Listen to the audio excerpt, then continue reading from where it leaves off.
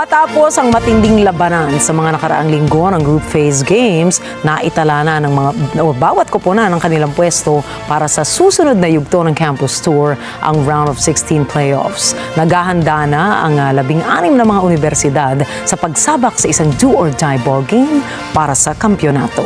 Si Kalara nagbabalita para sa Sports Wrap-Up. Dumagundong ang kampanya ng UP Fighting Maroons sa kanilang home court sa ikatlong linggo ng NSAC Campus Tour nang magdomina sa dalawang magkasunod na laban kontra Benilde Blazers at LPU Pirates.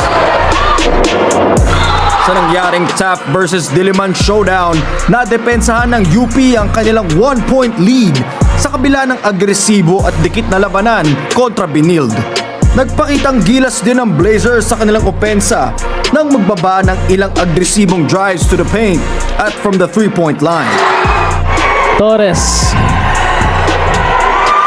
trying to draw up a play, gets it to Hukom. Hukom fires in the corner, not gonna go, ball battered around, and that'll do it.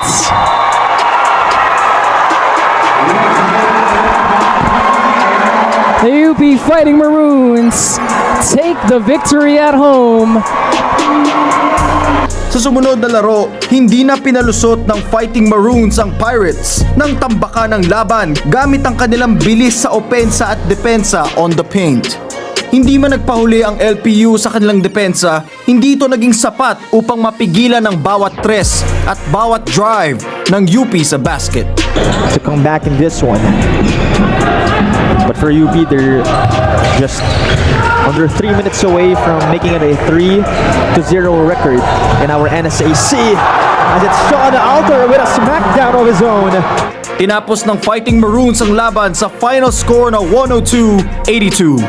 Sa darating na pagbubukas ng NSAC playoffs, nakatatak na sa bawat manlalaro ang iisang misyon: go hard or go home.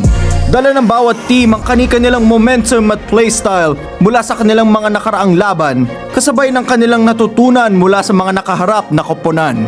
Sa puntong ito, bawat possession pwedeng maging success o mauwi sa hinagpis. Bawat play pwedeng magdesisyon ng kapalaran sa kampyonato.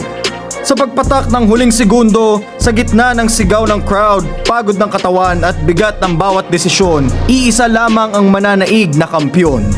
Kyle Lara para sa Sports, Mata ng Agila International.